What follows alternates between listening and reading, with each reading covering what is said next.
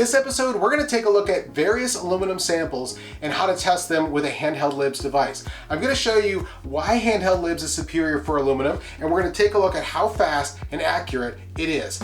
Let's get right into it.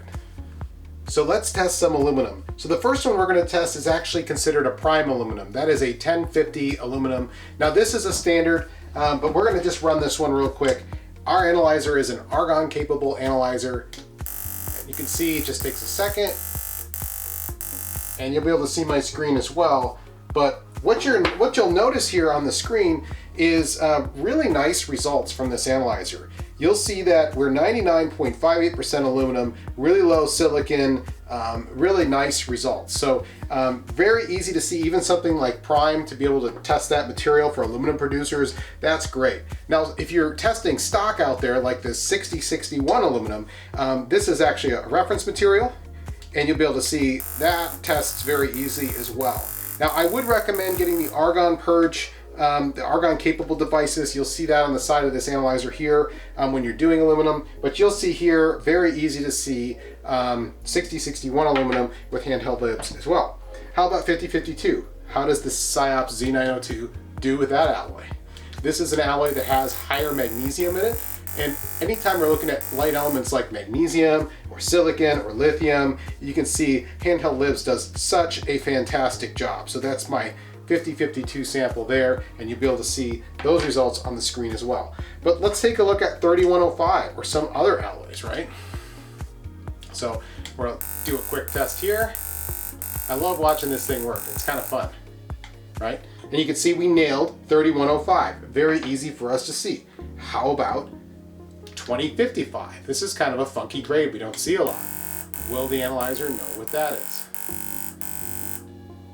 And you'll see it calls this one 2095. It may not be in the library itself. So let's move on to 62. Okay, I should say that we still got a good chemistry. So let's go and test 6262. Now this is an alloy that's really funky because we have both lead and bismuth in this alloy. So let's see how it does. Now lead and bismuth can be tricky for Handheld LIBS because they smear on the surface, and you need enough laser power to be able to see that. But you'll be able to see here very easily that our lead read at 0.862 and our bismuth 0.428. Very good results for what this is, and it does say it's 6061 again. I'm not sure if 6262 is in the grade here or in the library, but we're able to nail those. It's a 6000 series with those two elements, and I think that's great. All right, so this sample here is one that I've got from a mill. And it was a sample that wasn't supposed to have lithium in it, but ended up having lithium in it. So when we test that, what we're going to find is, really quickly, we picked up that lithium when we're able to detect it. That's important. XRF cannot see lithium, so kudos to Handheld LIBS for being able to see that. Now, if I want to get better results with any of these, I'm going to, first of all, I'm going to make sure my unit is capable of argon. If you haven't seen this before, let me grab one of these full canisters and show you. The argon canisters, you see the end there, how one's got a puncture hole in it? That's how you can tell if your argon is used or not. So any of them with the puncture hole, you can just toss those, and any of them without that puncture hole should still be full canisters. So that's a pretty good way to tell. I recommend an argon unit for doing testing like this. The second thing is you can do intensity calibrations with these samples. Now each one of these samples is going to be giving you they're going to calibrate different elements at the temperatures that you're currently at.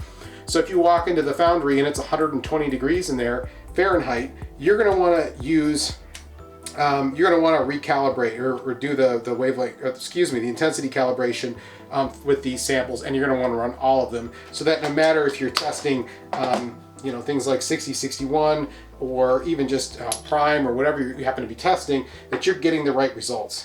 So as you just saw, you can sort every aluminum alloy with a Handheld LIBS analyzer, and you can do it really fast.